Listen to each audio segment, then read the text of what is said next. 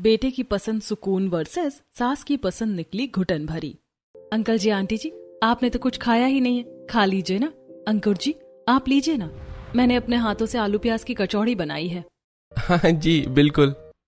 वैसे तो वंदना मैंने बचपन से ही शालू को देख रखा है, इसीलिए मैं हमारी दोस्ती रिश्तेदारी में बदल रही हूँ। फिर भी पूछ रही हूँ, शालू बेटी तो मेरे बेटे से शादी तो करना चाहती है ना, और घर अच्छे से संभाल लेगी ना, क्योंकि मैं तो तुझे बहुत पसंद करती हूँ। हाँ हाँ मेरी बच्ची शालू बता दे।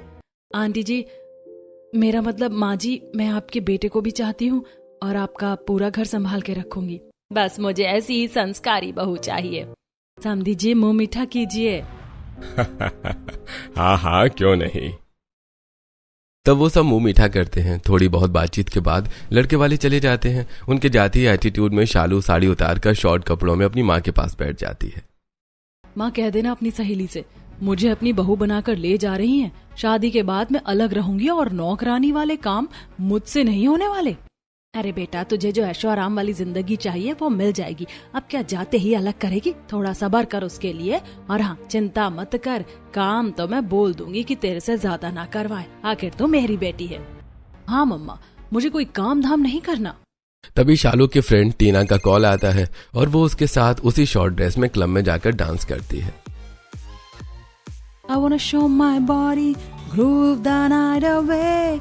चाहे बस चाहे ये दिल, दिल भर को पाना रे, हल्ला रे हल्ला रे हल्ला रे। तू झूम ले तू नाच ले, मस्ती में तो कुछ गा रे। शालू बार बार काउंटर पर चढ़कर ड्रिंक करके नाचती है। बस कर शालू तू गिर जाएगी, चल बहुत पी लिया तूने आज। हाँ तो क्या हुआ, खामखा मेरा नाम बदनाम क्यों है। देखो ना लोगों ने बोतलों की बोतलें खत्म कर दी तो कुछ ना हुआ, मगर मगर मैंने होठों से लगाई तो हंगामा हो गया। हाँ हाँ हाँ हंगामा हो गया हंगामा। टीना शालू को नशे की हालत में घर छोड़ती है। अगले दिन सुबह उठकर उसे हैंगओवर हो रहा होता है। मेरा सर बहुत दर्द हो रहा है। पहले पागल लड़की नींबू पानी पीकर अपना हैंगओवर खत्म कर, शर्म कर ले, तेरी शादी होने वाली है। ये सब हरकतें छोड़ दे, कहीं ऐसा ना हो मनोरमा के कानों तक तेरी पीने वाली बात पहुंच जाए। अरे शराब मम्मी यार, आपकी सहेली को कुछ नहीं पता चलने वाला। शालू नींबू पानी पीकर फिर सो जाती है और कुछ देर बाद उठती है। बीच बीच में मनोरमा का फोन आता है। तब शालू को संस्कारी का दिखावा करते हुए उसे कॉल पर बात करनी पड़ती है और मिलना भी पड़ता है। लेकिन वो संस्कारी से बिल्कुल मॉडर्न जमाने की लड़की थी। एक साथ चलाती थी, शाम को किसी से मिलना तो सुबह किसी से, और फिर मिलन, रात में किसी और से बातें करना। टीना को उसके सारे राज पता था। एक बार मनोरमा को उसे शादी की शॉपिंग के लिए बाहर ले जाती है। बाहू तेरे लहंगे के साथ ये वाला चूड़ा सही रहेगा ना। हाँ माँ जी आप जैसा पसंद करेंगी मुझे वैसा पसंद आएगा, लेकिन ये जो दूसरा चूड़ा है ना व्हाइट स्टोन का, ये मुझे बहुत पसंद आया। ठीक है तो अपनी पसंद की बहू को मैं उसकी पसंद का चूड़ा दिला देती हूँ, आखिर तेरी शादी है और वो अपने लिए मैं ये वाली चूड़ी खरीद लूँ। हाँ माँ जी लीजिए ना, मुझे तो लगता है ये वाला ओरिजिनल पीस खास आपके लिए ही बना है। हाँ बहू ज्यादा ही बुढ़िया ने दिमाग खराब कर रखा है, एक बार शादी हो जाए फिर असली रंग दिखाऊंगी। दोनों सास बहू शादी की शॉपिंग करके अपने अपने घर लौट जाते हैं। वहीं छोटा बेटा मोहित दोस्त रवि के साथ उसके गांव गया था, जहां वो रवि की बहन की शादी की तैयारी करवा रहा था। शादी अच्छे से निपट जाती है। तब रवि उसे खेत घुमाने ले जाता है, जहां वो गन्ना तोड़ के खाता है। उसी के सामने खाली रोड पर गांव में एक हेल्थ कैंप लगा था, जहां वो पल्लवी से मिलता है। पल्लवी छोटे छोटे बच्चों को फ्रूटी पिलाती है और मोहित उसे निहारता ही रह जाता है। हाय ये लड़की कितनी सुंदर है, क्या करूं, बात करके देखता हूँ। रोहन पिंकी चलो जल्दी से फ्रूटी खत्म करो। यार ये लड़की कितनी सुंदर है ना। अरे धूप हो रही है, चल घर चल। चला जाऊंगा लेकिन मैं भी आता हूँ। मोहित भी अपना ब्लड टेस्ट करवाने चला जाता है। इसके बाद उसे चक्कर से आने लगते हैं। तब वो लड़की उसे चेयर पर छांव में बिठाती है और फ्रूटी देती है। नीचे गर्मी की वजह से आपकी तबीयत खराब हो गई है, आप ये पी लो, आपको कमजोरी महसूस नहीं होगी। जी शुक्रिया। वैसे आपका नाम क्या है, आप डॉक्टर हैं? नहीं वो तो बस कैंप लगा है, इसीलिए मैं यहाँ पर आज मदद करवाने के लिए आ गई। थैंक यू मेरी परवाह करने के लिए। बहुत देर से मेरा गला सूखा हुआ था। वो सब तो ठीक है, लेकिन इतनी गर्मी में आपको बाहर नहीं आना चाहिए। और हाँ, पल्लवी नाम है मेरा। अब मैं चलती हूँ। रुकिए, पल्लवी मुझसे बात तो करती जाइए। तो पल्लवी मुस्कुराकर चली जाती है। मोहित खुश हो जाता है। अगले दिन भी कैंप लगा होता है और मोहित उसके पास आ जाता है। यहाँ से दोनों की दोस्ती हो जाती है। नंबर बदल जाते हैं। थोड़े दिन मोहित गांव में ही था तो पल्लवी से बहुत बातचीत करता है। उसके बाद वो शहर आ जाता है, तब भी दोनों बात करना नहीं छोड़ते। वहीं शालू शादी होने से पहले भी आवारागर्दी करना छोड़ती नहीं है। देर से उठती है, माँ के साथ कोई काम नहीं करती, खाना भी बनाती है तो बेकार बनाती है। चालू, 1 हफ्ते में शादी होने वाली है, तू क्यों नाक कटवाने वाले काम कर रही है?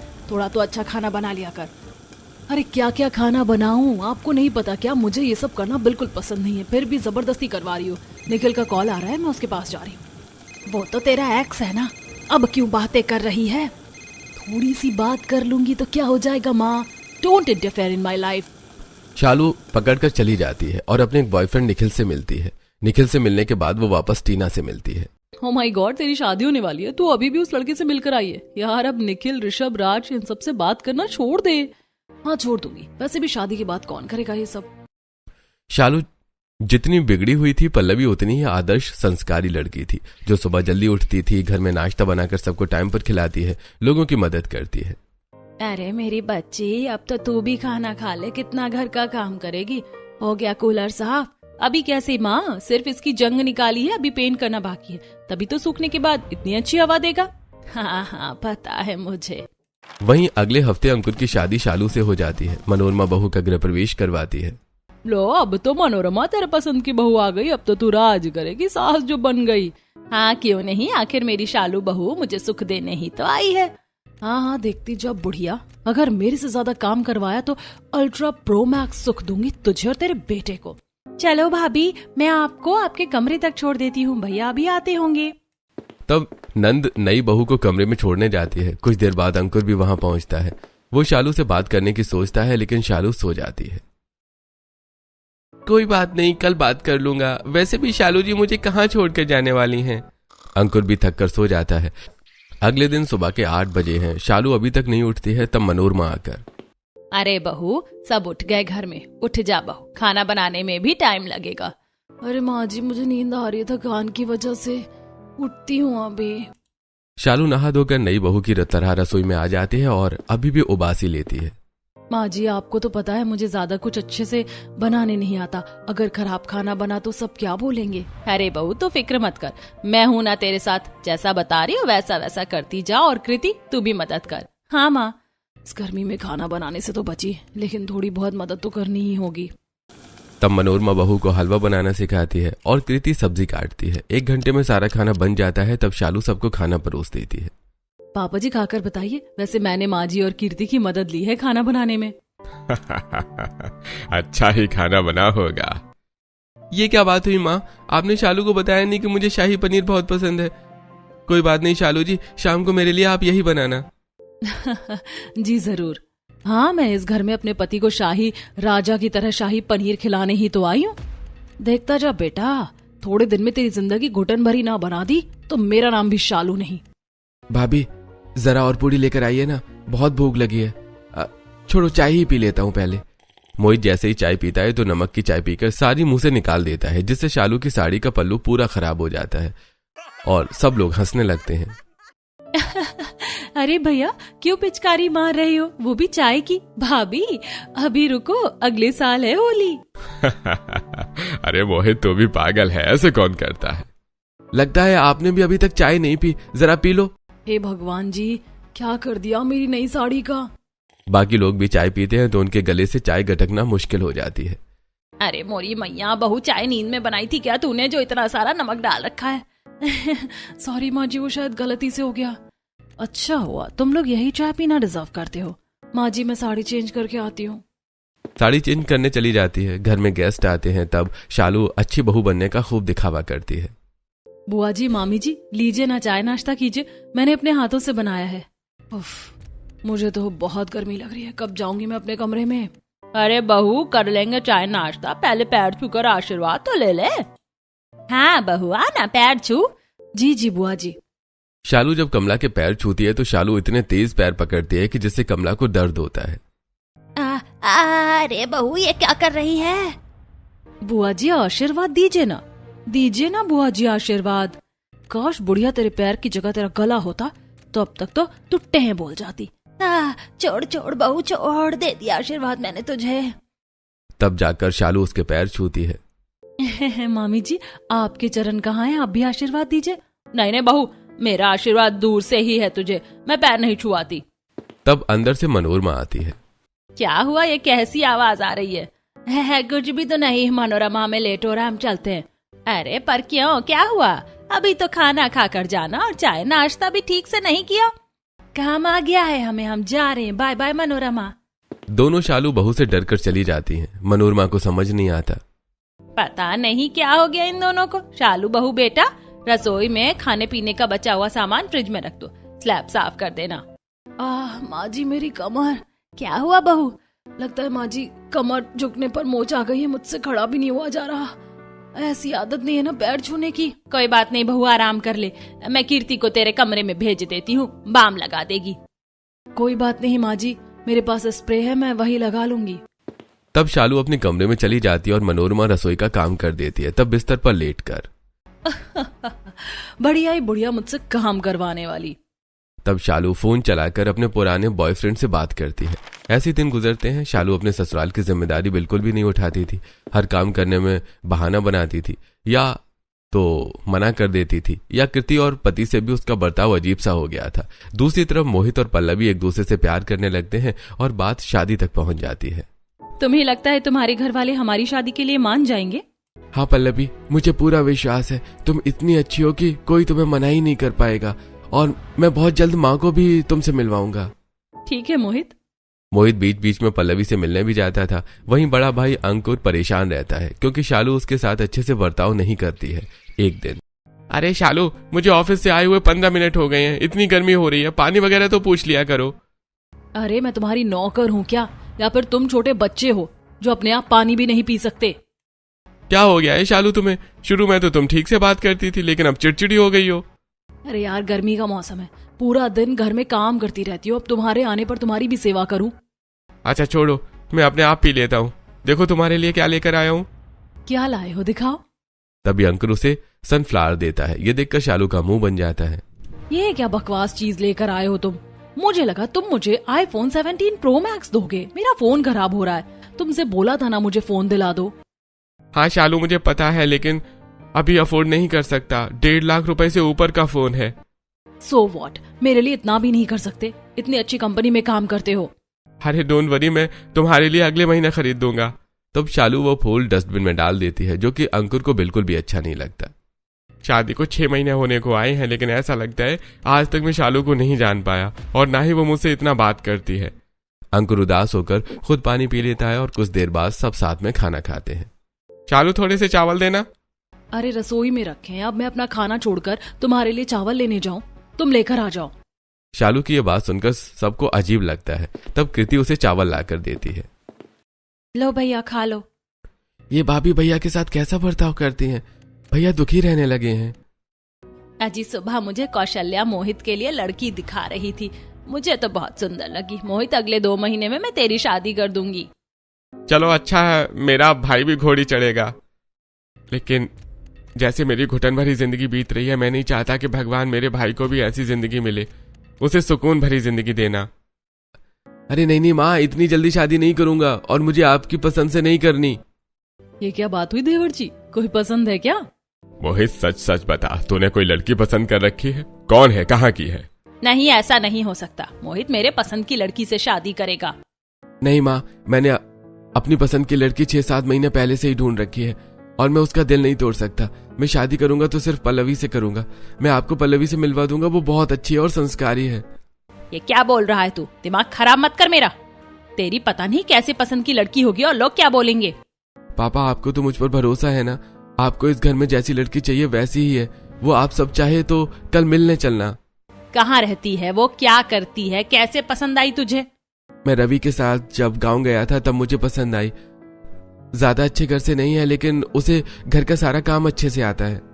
अरे कोई बुराई नहीं है, चलो मनोरमा मिल लेते हैं बेटे की पसंद से भी।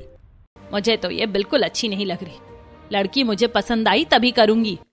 चलो अच्छा है, ये सब उसे देखने जाएंगे। तो मुझे ऋषभ से मिलने का मौका मिल जाएगा। अगले दिन शालू घर का ख्याल रखने के लिए बहाना बनाकर रुक जाती है।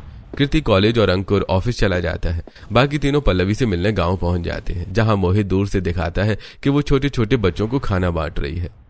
बच्चों अच्छे से खाना खाना, गर्मी में हालत खराब हो जाती है।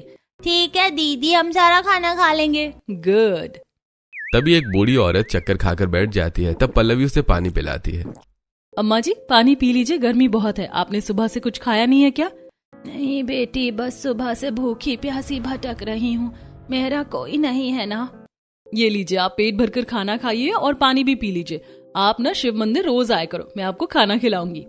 देखा माँ, मेरी पल्लवी कितनी अच्छी है, वो लोगों की कितना मदद करती है। वैसे मोहित बेटा, मुझे तो बहू तेरे लिए सही लग रही है। क्या सही लग रही है? इतनी साधारण लड़की मेरे घर के लायक नहीं है। शुक्रिया बेटी, तू जहाँ जाएगी वहाँ सुख ले जाएगी। मुझे तो लड़की में कोई कमी नजर नहीं आ रही है। मनोरमा, चलो उसके माता पिता से बात कर लेते हैं। नहीं, मुझे लड़की मोहित के लिए पसंद नहीं है। बेटा, मैंने क्या तेरे बड़े भाई के लिए गलत लड़की को पसंद किया है? देख, शालू भी तो कितनी अच्छी है। माँ, किस गलतफहमी में जी रही हो? जब से भैया की शादी हुई है, भैया उदास रहते हैं। कभी ठीक से उनका चेहरा भी देखा है आपने? और फिर मैं किसी और से शादी कैसे कर लूं जब मेरी पल्लवी के साथ खुशी है?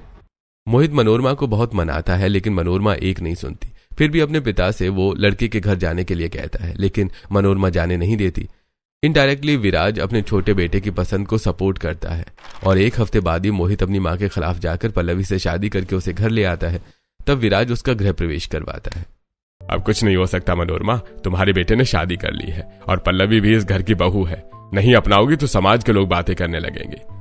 तब पल्लवी सास के पैर छूकर, माँ जी मेरा विश्वास कीजिए, मैं इस घर में सबको खुश रखूंगी, हर बात मानूंगी। तूने मेरे बेटे को फंसा लिया, तुझे क्या लगता है मैं तेरी बातों में आ जाऊंगी? बिल्कुल नहीं। भाभी, मुझे पता है आप माँ का दिल जीत लेंगी, धीरे धीरे सब ठीक हो जाएगा, डोंट वरी। चलो मेरी देवरानी आई, अब मुझे आराम मिलेगा। हाँ, जैसे कि रोज तो खुद ही सब काम करती थी। अगले दिन पल्लवी अपनी पहली रसोई में देसी चटपटा खाना बनाकर सबको परोसती है, लेकिन मनोरमा उसकी लगाई हुई प्लेट में हाथ मार देती है। ओहो, गलती से हाथ लग गया, लेकिन कांच का टूटना तो अशुभ होता है ना। देख लिया, तेरे आने से क्या हो गया, ना जाने अब क्या होगा इस घर में। माँ, अंधविश्वास वाली बातें क्यों करती हो आप?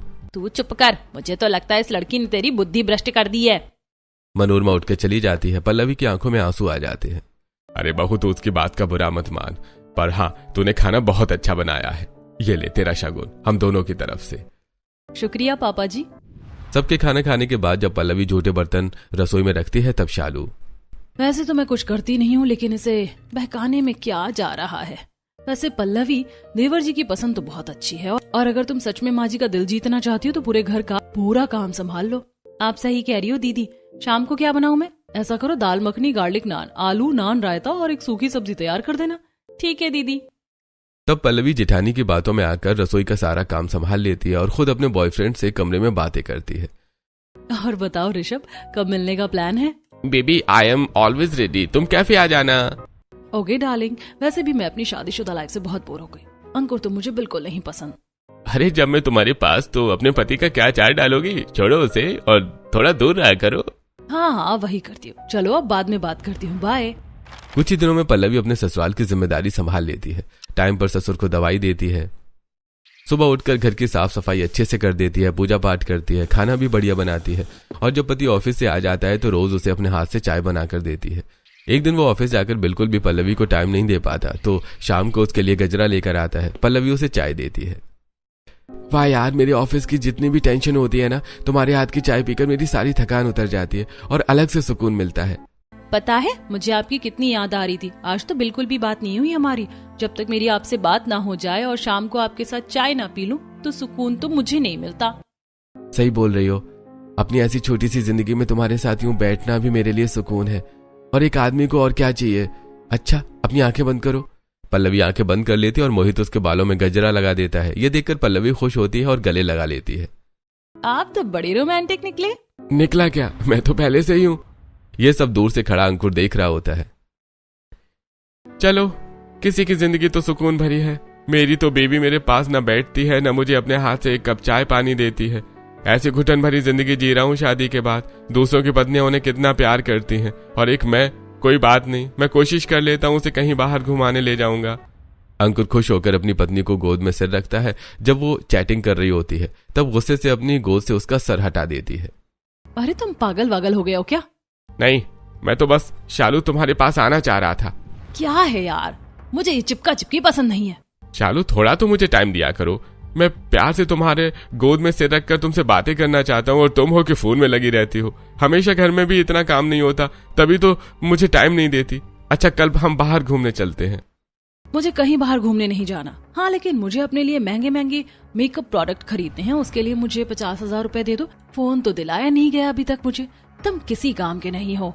ऐसी बात नहीं है शालू, घर में भी खर्चा देना होता है, इतना नहीं बच पाता। और शॉपिंग तो मैं हमेशा करवाता ही हूँ। अब फिर से 50,000 ले लोगी तो फोन के लिए पैसे कम पड़ जाएंगे। ये मेरी हेडेक नहीं है। तुम्हारी माँ अपनी पसंद से मुझे यहाँ लेकर आई है, तो तुम लोग मेरा ख्याल क्यों नहीं रखते हो? ठीक है, मैं कल तुम्हारे अकाउंट में पैसे डाल दूंगा। अंकुर बहुत परेशान होता है। शालू घर वालों के सामने उसके साथ अच्छे से बर्ताव करती है, लेकिन कमरे में बिल्कुल भी बात नहीं, ना करीब आने देती। सिर्फ बॉयफ्रेंड से चैटिंग चलती है, जिसका अंकुर को बिल्कुल भी एहसास नहीं होता। वहीं बेटे की पसंद की लव मैरिज से मनोरमा खुश नहीं थी, तो चिड़ कर बहू से बातें करती थी। माँ जी, मैंने आपका पसंदीदा आमरस बनाया है, लीजिए ना माँ जी। तुझे पता है ना, मुझे तेरे हाथ का बिल्कुल भी खाना पीना पसंद नहीं है, फिर भी आ जाती है मुंह उठाकर। चली जा, मैं खा लूंगी। इतने में पड़ोसन सुशीला आ जाती है। और बता मनोरमा, तेरी बड़ी बहू कहाँ है? वो बिल्कुल भी काम करती नजर नहीं आती, लेकिन तेरी छोटी बहू को आए हुए सिर्फ 1 महीना हुआ है। बेचारी छत पर भी दिखाई देती और बाहर भी साफ सफाई करती नजर आती है। हाँ, तो जब छोटी आ गई है तो बड़ी बहू को आराम मिलना चाहिए। वो तो मुझे आराम फरमाती हुई नजर आती है, फोन चलाते हुए बस। आंटी जी, आप अपनी नजरें कहीं और भी कर लिया करो, सिर्फ मुझ पर ही रहती है। माँ जी, मैं बाहर शॉपिंग पर जा रही हूँ। दीदी, मुझे भी सामान खरीदना है, मैं भी चलती हूँ। कोई जरूरत नहीं है, मुझे लेट हो रहा है। शालू बाहर शॉपिंग के नाम पर अपने बॉयफ्रेंड से मिलती है और पति के पैसों में से उसे भी शॉपिंग करवाती है। अरे वाह जानू, ये ब्रांडेड टी शर्ट तो बहुत अच्छी है। तुम कितनी अच्छी हो, मेरे लिए कितना कुछ करती हो। हाँ, तो प्यार करती हूँ, इतना सब तो बनता है तुम्हारे लिए। शालू उसके साथ मूवी देखती है। वहीं मोहित ऑफिस से बहुत ज्यादा परेशान था। तब शाम को पल्लवी उसके बालों में चंपी करती है। हे भगवान, अब जाकर पल्लवी मुझे रिलैक्स मिला है। ऑफिस का काम इतना बर्डन भरा होता है ना कि सारा सुकून बाद में तुमसे मिलता है। आपको अच्छा लगा ना? आपके लिए कुछ है, आंखें बंद करो। पल्लवी उसकी आंखें बंद करने पर एक गिटार लाकर उसके हाथ में रख देती है, जिसे देखकर मोहित बहुत ज्यादा खुश हो जाता है। वाह, ये गिटार तुम्हें कैसे पता मुझे ये चाहिए? पैसे कहाँ से आए तुम्हारे पास? पैसे तो थे नहीं। अब आप मेरी खुशी का ख्याल रखते हो, तो आपका ख्याल रखना भी मेरा फर्ज है। मैं छोटी छोटी सेविंग्स बहुत दिन से कर रही हूँ, उसी से ही सेकंड हैंड लेकर आई हूँ। बहुत जल्द हम नया भी खरीदेंगे। मोहित उसे गले लगा लेता है, वहीं तो उसके लिए गिटार बजाता है। ये देखकर अंकुर को बुरा लगता है और तभी विराज उसे देख लेता है। क्या हुआ बेटा, तेरी आंखों में आंसू क्यों है? देख रहा हूँ कब से तू उदास रहता है। छोटे भाई को खुश देखकर अपनी जिंदगी से परेशान है क्या?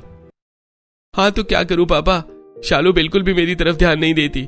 बस मैं घुट घुट कर जिंदगी जी रहा हूँ, पर मुझे खुशी है मेरा भाई अपनी पसंद की शादी में खुश है, सुकून से है। पल्लवी उसके लिए बहुत कुछ करती है, इसीलिए मैंने मोहित की शादी करने से नहीं रोका। पता नहीं तेरी माँ क्या देख कर लेकर आई है शालू को।